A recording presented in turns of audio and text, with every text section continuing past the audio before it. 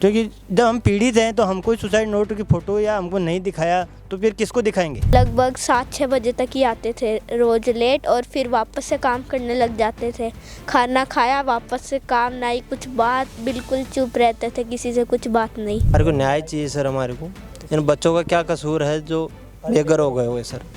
इनके लिए न्याय चाहिए सर। इनके लिए कुछ सरकार की तरफ से कुछ होना चाहिए सर। सीताराम जी बुनकर है ऐसे तो उनका, तो उन्होंने बार बार धमकियाँ दे रहे थे, भाई आपको सस्पेंड करा देंगे, जल्दी काम करो, जल्दी काम करो। तो हर दिन की तरह कल भी वो सुबह निकले, तो फिर आपको कैसे पता चला कि उन्होंने सुसाइड कर लिया? आपको किसने इसकी जानकारी दी? तो क्या पापा बताते थे कि जो सीनियर हैं अधिकारी हैं वो उन्हें डांटते रहते हैं? एसआईआर प्रक्रिया को केंद्र सरकार ने बहुत ही सरल बनाया है, लेकिन जो अधिकारी होते हैं वो अपने कामकाज का सारा बोझ अपने जूनियर पर थोप देते हैं, जिसके कारण कि मुकेश कुमार जैसे शख्स वो उन दबाव को नहीं झेल पाया और उन्होंने सुसाइड कर लिया है। आज हम कालवाड़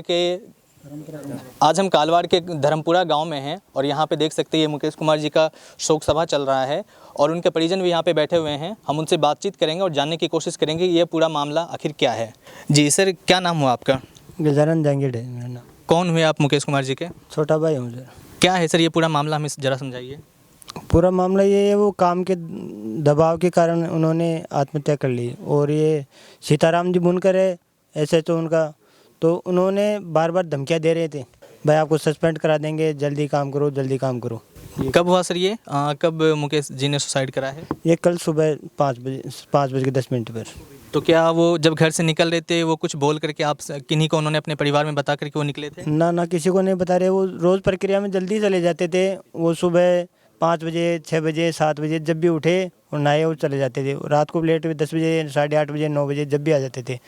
ऐसे आने जाने का कोई टाइम फिक्स नहीं था उनका, जब भी उठे चले जाते थे। तो हर दिन की तरह कल भी वो सुबह निकले, तो फिर आपको कैसे पता चला कि उन्होंने सुसाइड कर लिया? आपको किसने इसकी जानकारी दी? थाने से फ़ोन आया था काका जी के पास, तो काका जी ने मेरे को बोला भाई जाओ भाई साहब को देख के आओ यहाँ है कि नहीं है। तो मैंने यहाँ घर पे आके देखा तो यहाँ भाई साहब नहीं थे। बच्चों ने कहा भाई यहाँ भाई साहब पापा जल्दी चले गए। तो फिर मैंने बिंदाया का वो फाटक पे चले गए। हम गाड़ी लेके फाटक पे बुलाया था, वह फाटक पे एक्सीडेंट हो गया, उन्होंने ये कहा था हमको। हम फाटक पे चले गए तो वहाँ देखा तो ट्रेन से कटे हुए मिले वहाँ पे। तो वहाँ 2 पुलिस वाले पहले गए, पहुँचे, 2 पुलिस वाले वहीं मौजूद खड़े थे। उन्होंने मेरे को ले जाके बोला भाई देखो ये कौन है। तो मैंने उन जांचा तो मेरा भाई है, ये बड़ा भाई है, अच्छी तरह देख लो, हमको देख लो, बड़ा भाई है हमको। आपका क्या नाम हो? मेरा गजानन जांगीड़ है। इनका क्या नाम है? मुकेश चंद जांगीड़ है। सुसाइड का कैसे पता चला सर? सुसाइड जो उन्होंने पुलिस वाले ने बोला इनकी जेब में से देखो क्या है। तो आपने देखा वो नोट? हाँ। आपके पास है सर वो फोटो वगैरह? ना पुलिस वाले लेने नहीं दिया। पुलिस वाले ने कहा इनकी जेब में देखो क्या सामान है, कुछ है वो निकाल लो। तो मैंने एक जेब में से हाथ दिया तो उसमें से 500 का नोट था और चाबियाँ थी 2-3 और छोटे कागज़ थे, वो पुलिस वाले ने ले लिए। फिर उन्होंने कहा दूसरी जेब में देखो। दूसरी जेब में देखा था तो एक कागज़ था, उसमें सुसाइड नोट लिखा था। मैंने खोला तो उसमें सुसाइड नोट था उसमें। और फिर पुलिस वाले ने मेरे से आशीष छीन लिया। मैंने कहा फ़ोटो ले लेना, तो उन्होंने मना कर दिया, ये पुलिस का काम है, प्रशासन करेगा काम, ये फ़ोटो लेना कुछ नहीं है। तो पुलिस वाले ने फोटो भी नहीं लेने दिया सुसाइड नोट? मेरे को नहीं लेने दिया बिल्कुल भी। क्या लिखा था सर उसमें? उसमें उन्होंने पुलिस वाले ने पढ़ के सुनाया था। तो मैं तो इन गमगीन माहौल में भाई को देख के वैसे हो गया था, लेकिन उन्होंने पढ़ के सुनाया था तो मैं सीताराम जी बुनकर का नाम लिया था। उन्होंने बार बार धमकियाँ दे रहा था कि मैं आपको सस्पेंड कर दूंगा, जल्दी काम करो। इस कारण उनके दबाव प्रेशर दिमाग में आ गया और उन्होंने खुदकुशी कर ली है। सर इस घटना से 2-3 दिन पहले क्या आपको उन्होंने कुछ बातचीत में ऐसा जिक्र किया हो या उन्होंने कुछ इशारा दिया हो कि उनके ऊपर काम का बहुत अधिक दबाव है, ऐसा कुछ हुआ था? नहीं सर, जिक्र कुछ नहीं किया ऐसा। वैसे किस स्वभाव के आदमी थे मुकेश कुमार जी? मतलब क्या वो जब उनके ऊपर कोई परेशानी आती थी क्या वो बहुत अधिक परेशान हो जाते थे? क्या ऐसा उनका था व्यवहार? ना कोई परेशानी ऐसी दिखी नहीं हमको, और पहले भी ऐसे कोई कुछ नहीं हुआ ऐसे। बिल्कुल हंसमुख रहते थे, आराम से काम करते थे, सब जाते थे। वो स्कूल भी जाते थे, टीचर है वो सक्षम है, हमको सबको बड़ा भाई हमको लेके चलते थे। ऐसी कोई बात हमें दिखी ही नहीं कभी, ऐसी कोई बात नहीं। आपका क्या नाम हुआ सर? बबलू जांगीड़ है सर मेरा नाम। आप कौन हुए मुकेश जी के? छोटा भाई हूँ सर। हाँ जी। पुलिस से किस प्रकार का सहायता मिल रहा है इस मामले में?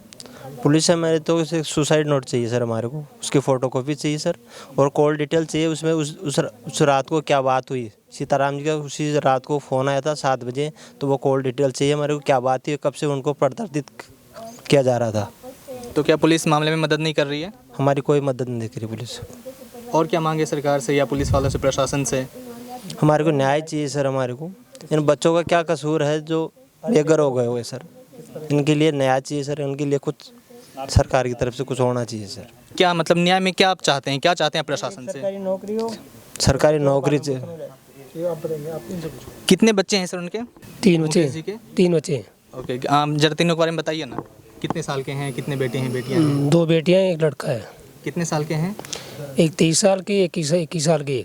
एक 30 साल के, 21 साल के। हाँ। सर प्रशासन ने, जैसा कि आपने क्या कहा कि पुलिस वालों ने आपसे सुसाइड नोट भी छीन लिया, उन्होंने आपको फ़ोटो तक भी नहीं लेने दिया, तो आपको क्या लग रहा है जो आरोपी हैं, जो मुख्य आरोपी अधिकारी, क्या उनको बचाने की कोशिश की जा रही है? बिल्कुल बचाने की कोशिश की जा रही है उनको, क्योंकि जब हम पीड़ित हैं तो हमको सुसाइड नोट की फ़ोटो या हमको नहीं दिखाया तो फिर किसको दिखाएंगे?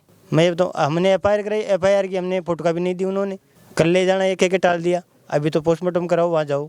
4 घंटे लग गए हमको वो प्रक्रिया करने में, फिर भी हमको नहीं दिया उन्होंने कागज़, फ़ोटो का भी नहीं दी उन्होंने। आरोपी का आपने नाम क्या बताया जिनका उन्होंने जिक्र किया है उस सुसाइड नोट में? सीताराम जी बुनकर उन्होंने। उनके ऊपर कोई एक्शन वगैरह कुछ लिया गया? उसको पुलिस ने डिटेन किया हो पूछताछ के लिए कुछ भी? ना हमको तो कोई वो काहे नहीं, कुछ प्रक्रिया उन पर की ही नहीं गई अभी तक। आप सर न्याय में क्या मांगते हैं? न्याय में कुछ नहीं, हमको तो न्याय चाहिए। हमको तो भाई एक नौकरी लग जाए और बच्चों का पालन पोषण हो जाए। हमको न्याय में और कुछ नहीं चाहिए। हमको तो सरकार के द्वारा हमारा न्याय हो। मतलब इन बच्चों का कौन है आज ये बेघर हो गए आज उनकी ये मुकेश जी के बेटे? हाँ, ये मुकेश जी का बच्चा है। क्या नाम हुआ बाबू? मेरा नाम रेवांशु जंगीड़ है। कितने साल के हो? 11। पढ़ाई करते हो? हाँ, किस क्लास में? 8th। 8 क्लास में हो। पापा से कब हुई थी बात? शनिवार को ही हुई थी। शनिवार को रात में बात हुई थी? हाँ, क्या कहा था पापा ने? पापा के वो काम कर रहे थे अपना, मतलब उन्हें ऑनलाइन ज़्यादा आता नहीं था। वो अपने फ्रेंड से पूछ रहे थे, उनके फ्रेंड भी आए थे घर पे, तो वो काम भी कर रहे थे। उनके फ्रेंड ने उन्हें बता दिया, फिर वो चले गए थे 9 बजे तक। पर वो पापा बहुत लेट तक काम करते थे। उनके सुपरवाइज़र भी उन्हें डांटते रहते थे कि काम जल्दी करो जल्दी करो। मैंने पूछा पापा अभी तक तो डेट बहुत दूर तक है, मतलब अगले महीने तक है, तो आप इतना क्यों कर रहे हो जल्दी से? तो पापा ने बोला सिर्फ ये एक काम नहीं है, और भी 2-3 काम है इसके अलावा, वो भी करने हैं।